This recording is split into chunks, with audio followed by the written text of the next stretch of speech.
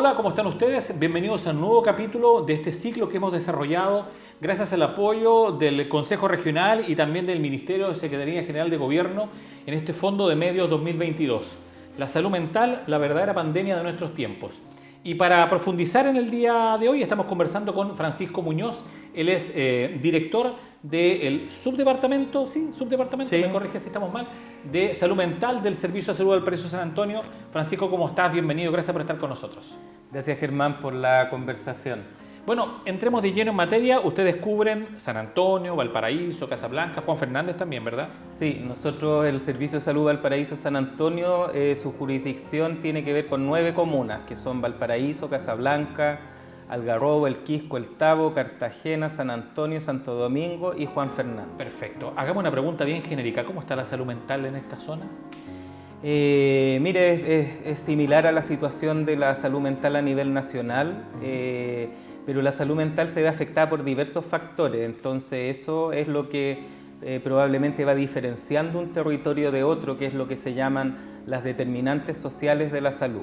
Y en ese contexto, ¿cuáles son las principales situaciones que se presentan en esta área que ustedes tienen cobertura particularmente? ¿Cuáles son las principales patologías, problemas? Mire, la salud mental tiene dos componentes. La salud mental es un fenómeno que es biológico, que es psicológico, obviamente, y que también es social. Se influye por las tres cosas. Entonces, las enfermedades mentales se van a determinar, por un lado, por las predisposiciones que podamos tener a la depresión, al trastorno bipolar, a la esquizofrenia, al uso de sustancias, ¿cierto? Y también por los gatillantes que nos genere el ambiente. Eso va a tener que ver con nuestra historia de vida, si sufrimos alguna experiencia adversa en la infancia, si esta se trató a tiempo, si se pudo contener a este niño, a esta niña que estaba sufriendo y que no desarrolla después un trastorno mental. Y también en la vida adulta muchas dificultades socioeconómicas o relacionadas con la discriminación social van a generar de manera reactiva en las personas trastornos de salud mental o trastornos del área de la psiquiatría. A ver, en ese contexto entonces, pensando en esos dos factores, el ambiente, la sociedad y lo que nosotros traemos en nuestra mente, ¿cuáles son los principales problemas que se están presentando en las zonas que ustedes tienen de cobertura? Sí, miren, en general lo que nosotros tenemos siempre es un alto número de personas que ingresan al programa de salud mental porque padecen un trastorno depresivo, porque están con sintomatología depresiva. Eso es lo que más se recibe junto con los trastornos... Perdón, ¿llegan ¿sí? por su propia voluntad o llegan porque Sí. los derivan desde el ámbito público, desde algún hospital tradicional, entre comillas? No, en general las personas entran al sistema por la atención primaria. Ya la mayoría de las personas que empiecen a sentirse ansiosas, deprimidas o que tengan algún problema relacionado con la violencia, con el alcohol, en general la salud mental es un tratamiento que tiene que ser voluntario. Si no es voluntario, a nadie lo podemos obligar a cambiar su forma de pensar, su forma de ser, su forma de sentir. Por lo tanto, lo primero es la voluntariedad y la mayoría de las personas llega por su voluntad a pedir hora al SOME de su centro de salud. Esa es la primera vía de acceso, la propia voluntad de las personas cuando se dan cuenta que están sufriendo o cuando alguien de su familia, de su entorno, o en el caso de los niños y niñas desde el centro educativo, les recomiendan que vayan al médico, al psicólogo, que se acerquen al CEFAM porque se aprecia algún tema de salud mental. Tenemos hartas pruebas hoy día, que existen muchos test que están validados para poder pesquisar a tiempo estos problemas de salud, como la depresión en los centros educativos, los problemas de déficit atencional, etc. Entonces, como nuestra oferta es limitada, igual la mayoría de las personas que acceden a tratamiento son voluntarios. Por otro lado, también llegan derivados desde tribunales o de algunas otras instancias, pero la puerta de acceso siempre es la atención primaria. Desde la atención primaria, o sea, de los CEFAM, de los consultorios, las personas, si es necesario, van a ser derivadas a los COSAM o a los hospitales para que tengan atención ya por especialistas, que en este caso pasarían a atenderse por un psiquiatra y por un equipo de salud integral. Y en ese contexto, claro, tú estás hablando de personas que llegan por su voluntad. Sí. Pero ¿qué pasa con aquellas que no llegan por su voluntad? Pensemos adultos mayores, por ejemplo, que tienen problemas de demencia senil, Alzheimer, o personas que tienen, no sé, trastornos alimenticios, más jóvenes, o personas que tienen alguna patología que ellos no perciben, pero que su entorno sí lo percibe. ¿Cómo pasa en eso? Mire, ahí el tema es un poco más delicado de abordar porque efectivamente ahí entramos en un espacio donde se ve afectada la voluntad. Y eso es algo que pasa mucho en los trastornos de salud mental y psiquiátrico. Entonces ahí el trabajo que se tiene que hacer, sobre todo por parte de la familia y de los equipos de salud que están más cercanos, es poder motivar a la persona a que tenga conciencia de que lo que le está pasando es una enfermedad y que tiene tratamiento y que tiene también una posibilidad de salir adelante, porque en este sentido las personas se van desesperanzando, van perdiendo voluntad y eso hace mucho más difícil el que accedan al tratamiento y que puedan ir cumpliendo con las cosas que se van acordando con los profesionales y con los terapeutas. Mi pregunta parte desde el desconocimiento de los datos que ustedes manejan, pero ¿la mayoría de las personas que ustedes atienden son personas de los quintiles más bajos, más carenciadas económicamente, o hay un rasgo transversal en ese sentido? Los problemas de salud mental son transversales. Eso es algo que uno puede ver, digamos, las depresiones, la esquizofrenia, la violencia, el consumo de alcohol y drogas, ¿cierto? No ven clase social. No obstante, la gente que está en los quintiles más bajos está más expuesta y tiene probablemente más probabilidades de no tener una atención oportuna, quizás de que los factores socioeconómicos impidan que acceda a tratamiento, porque en vez de poder ir al CEFAM tiene que ir a juntar los recursos para salvar el día. Entonces se concatenan una serie de factores. Ciertamente lo social y lo socioeconómico va a afectar la salud mental, pero no es determinante de ella. Hay gente pobre que puede ser muy feliz y hay gente que padece una enfermedad mental grave que también puede ser muy feliz y estar muy adaptada a la sociedad también. Qué buena reflexión la que tú planteas, porque claro, uno tiende a pensar desde el desconocimiento, insisto, ustedes tienen los datos, por lo tanto pueden cuantificar esto, que muchas veces hay patologías de salud mental que quedan ocultas en el sistema privado, que nunca tienen el tratamiento o que no se conocen públicamente, no tendríamos por qué hacerlo tampoco, pero que las personas que tienen menor acceso a recursos están más vulnerables a este tipo de situaciones. Exacto. Entonces ahí es donde uno se hace la pregunta, una persona, un adulto mayor que tenga ya su red familiar deteriorada, que presente una enfermedad, por ejemplo, de una demencia senil o alguna esquizofrenia o algo por el estilo, ¿cómo lo hacen? Hay personas jóvenes incluso que presentan este tipo de problemas y cuyas redes familiares son inexistentes. Entonces, ¿cómo se hace en esos casos? Sí, esos son los casos más complicados que a nosotros nos toca abordar en el sistema público, porque la enfermedad mental produce discriminación, produce lo que llamamos el estigma. Hay mucho estigma asociado a las enfermedades mentales, es como lo que antes ocurría con las enfermedades infectocontagiosas, ¿cierto? Uno recuerda películas cuando se hablaba de la lepra, ¿cierto? De la tuberculosis, de enfermedades infectocontagiosas, donde se generaba una discriminación. Con lo psiquiátrico también ocurre, también se discrimina mucho a las personas con problemas del ámbito de la psiquiatría y eso hace que estén quizás más lejanas a acceder a la atención o que empiecen a sufrir discriminación dentro de sus familias. Entonces ahí hay un elemento bien importante que trabajar que tiene que ver con la responsabilidad social, que es parte del trabajo que nosotros hacemos también al hablar de salud mental comunitaria. Nosotros necesitamos transformarnos en una comunidad más integradora de la diversidad, más inclusiva. Hablamos mucho de la salud mental de los pueblos indígenas, de la salud mental de los migrantes, de la salud mental de las personas con discapacidad, de la salud mental de las minorías sexuales, porque son personas que están más expuestas a la discriminación social y que también pueden generar problemas de la esfera de la salud mental y la psiquiatría. Y que son discriminadas porque uno lo que busca es muchas veces separar a la persona que tiene un comportamiento quizás que se sale de la norma, que es más histriónico o que es más triste o que no se logra adaptar, por ejemplo, a los grupos.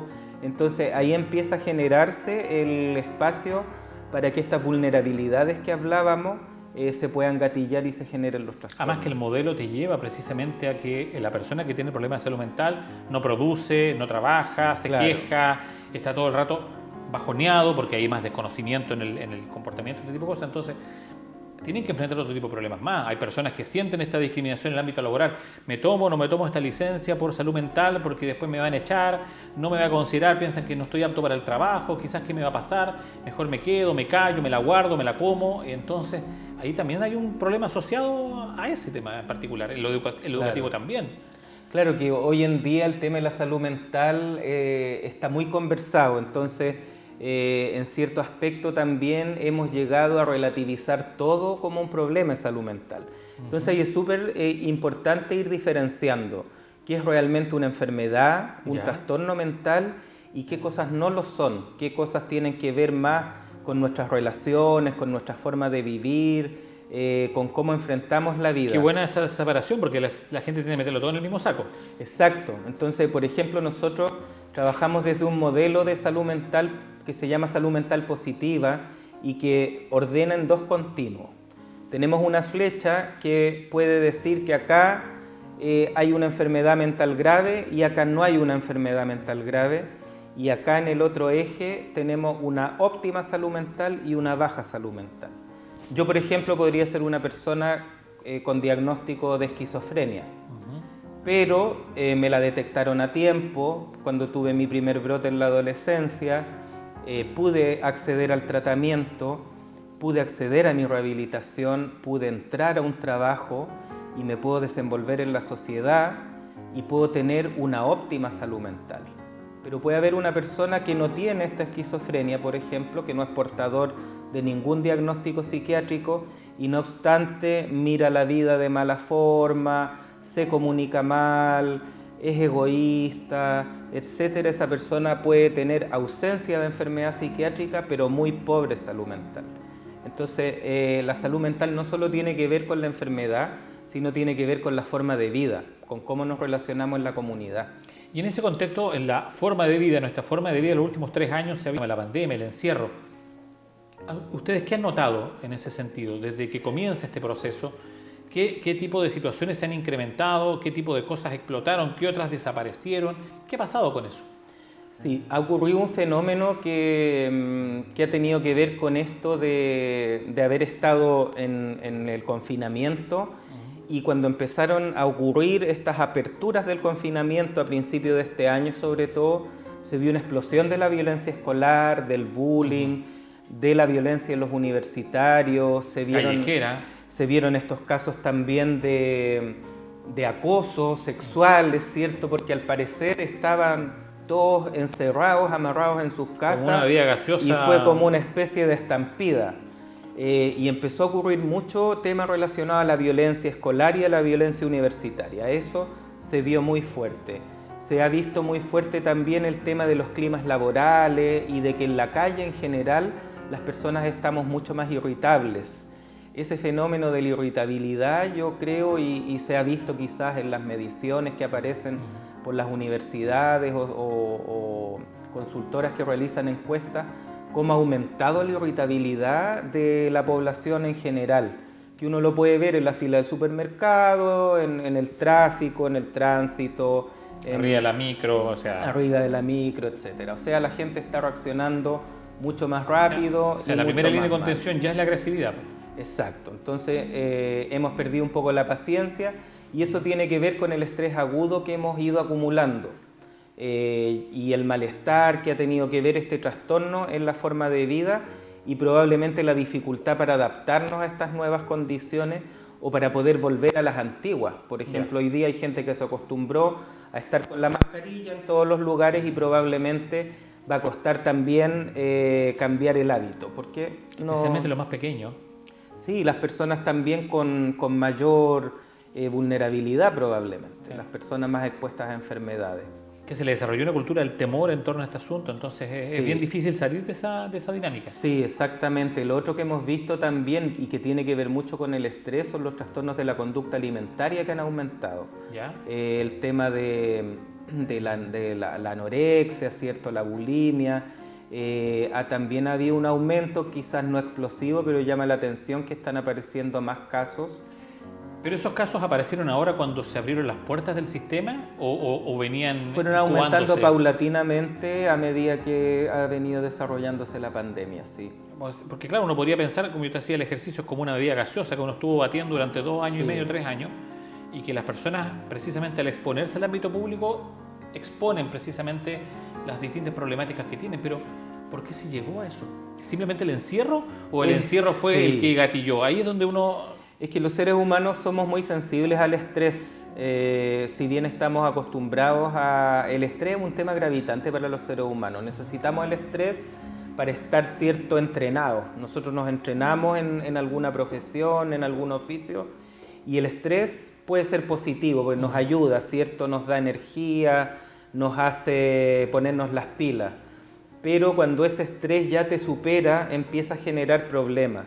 Entonces lo que nos ha pasado es que hemos acumulado estrés físico, psicológico, laboral, a veces no solamente laboral, a veces tener mucho tiempo de ocio también estresa, es como el estrés que viven las personas que están en cesantía, por ejemplo. Claro. Entonces esos tipos de estrés se van acumulando, el estrés se acumula, el estrés no se disipa solo, uno tiene que hacer algo para disipar el estrés. Tiene que meditar, tiene que hacer ejercicio, tiene que salir a caminar, tiene que difuminar ese estrés que acumuló. Entonces lo que nos pasa hoy día, y esto es como transversal a todas las problemáticas de salud mental, podríamos verlas desde el modelo del estrés. Aquí el estrés es el elemento fundamental y por eso es tan importante hoy día todas las técnicas de autocuidado, cuando uno ha aprendido, por ejemplo, a hacer estos ejercicios respiratorios, modulación neuromuscular, yoga y un montón de estrategias, la meditación que ha entrado con mucha fuerza también en las consultas psicológicas, enseñándole a los pacientes a poder incorporar estas herramientas y empezar a hacerlas como parte de tu rutina. Haciendo el ejercicio completo, porque ya hemos hecho el análisis, los problemas que se van dando, ya, llegó una persona, voy a hacer la simbología, llega a la ventanilla del servicio, comienza el proceso de atención. Ahora, ¿qué hacen ustedes? Claro, mira, la persona hace su solicitud de atención en la atención primaria y ahí es evaluada. Y ahí se evalúa, primero se le aplican varias pruebas, varios tamizajes o test, como los conocemos más comúnmente, donde se va viendo el tipo de enfermedad o el padecimiento o el problema que tiene. De ahí se le hace un plan de cuidados integral o un plan de tratamiento. Y en ese plan de tratamiento en general trabaja un médico, un psicólogo y un trabajador social. Y también pueden participar otras personas del equipo de salud. Ahí se le hace un plan de tratamiento donde va el fármaco, va el trabajo que puede hacer el psicólogo, va el trabajo que puede hacer el trabajador social.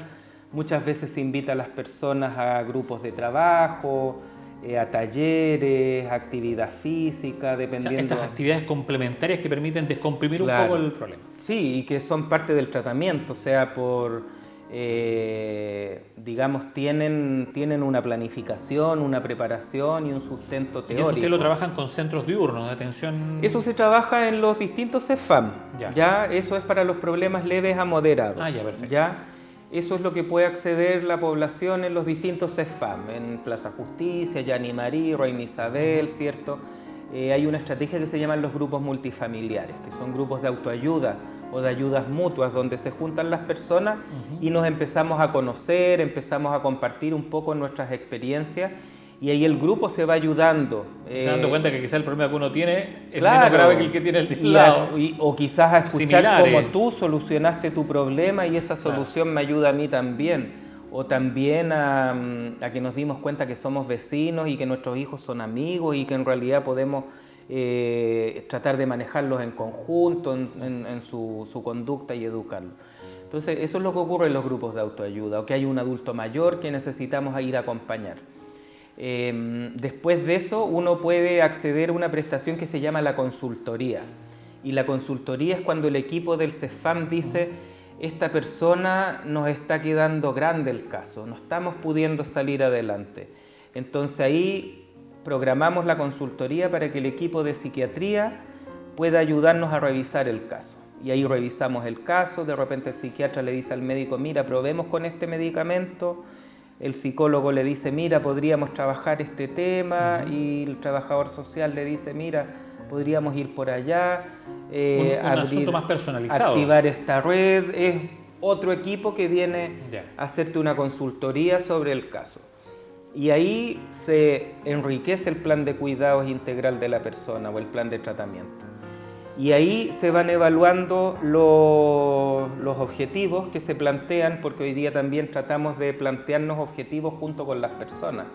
Porque si tú llegas a consultar acá por depresión, puede que yo como psicólogo quiera verte 100% recuperado, pero muchas veces tenemos las expectativas más altas que los mismos pacientes, o muchas veces también nos olvidamos que los problemas de salud mental dejan secuelas. Yo después de vivir una depresión nunca voy a volver a ser el mismo. Eso es lo que se llama la carga de enfermedad. Entonces las enfermedades también llevan una carga incluida, que es un poco llevándolo a lo físico, es como la cicatriz. Una cicatriz, exacto. Las enfermedades mentales también te dejan una cicatriz, y esa cicatriz muchas veces puede estar ligada a que pierdes un poco algunas capacidades para relacionarte, puedes quedar con problemas de ansiedad, etc. Entonces ahí es súper importante cómo vamos viendo y cuáles son las metas para poder decir que este tratamiento fue exitoso. Quizás no vamos a volver a ser los mismos, pero lo importante es que volvamos a adaptarnos y a ser felices. Claro, la idea es que no seamos los mismos. Claro, la idea es que no seamos los mismos. Exactamente. Francisco, para ir cerrando esta conversación, que se nos acaba el tiempo rápidamente, ¿qué le puedes tú decir a los habitantes de estas 9 comunas que ustedes tienen cobertura? No están solos, de que hay una cobertura pública y que se les puede brindar un apoyo y una asistencia. Sí, yo ahí lo que le traspasaría a la comunidad es que confíen en sus centros de salud, que quieran a sus equipos, que los valoren. Nosotros tenemos muchas veces que enfrentarnos a situaciones muy complejas, como por ejemplo acá en Valparaíso, que se ha visto que se destruyen centros de salud. Los centros de salud son parte de la comunidad, hay que aprovecharlos. Sabemos que muchas veces los recursos pueden ser escasos para poder satisfacer todas las necesidades, pero el centro de salud y la red de salud es muy valiosa y tenemos que estar cerca de la red de salud, tenemos que confiar en ella. Muchas veces la gente no se acerca por desesperanza, porque cree que no hay horas, que no hay soluciones, pero sí las hay. Entonces yo creo que lo más importante es que las personas se atrevan a consultar, que no tengan una barrera interna, que no tengamos una barrera personal para ir al psicólogo, para ir a pedir hora, y que participemos en las actividades, en las ferias, en las actividades comunitarias, en los talleres, que es lo que realmente nos enriquece la vida y que es la única forma que salgamos adelante. La salud mental no es un tema individual, es un tema colectivo, y eso es lo más importante para nosotros transmitir como servicio de salud. No nos vamos a sanar solos, nos tenemos que sanar en conjunto. Con esta bonita reflexión nosotros cerramos este capítulo en el día de hoy. Agradecemos la presencia de Francisco Muñoz, quien es director del Subdepartamento de Salud Mental del Servicio de Salud Valparaíso San Antonio. Agradecemos a ustedes por haber visto este capítulo. Agradecemos también al Ministerio Secretaría General de Gobierno por la entrega de los recursos junto con el Consejo Regional para el desarrollo de este proyecto gracias al Fondo de Medios 2022. Que esté muy bien y nos vemos. Chao, Francisco. Chao, Germán.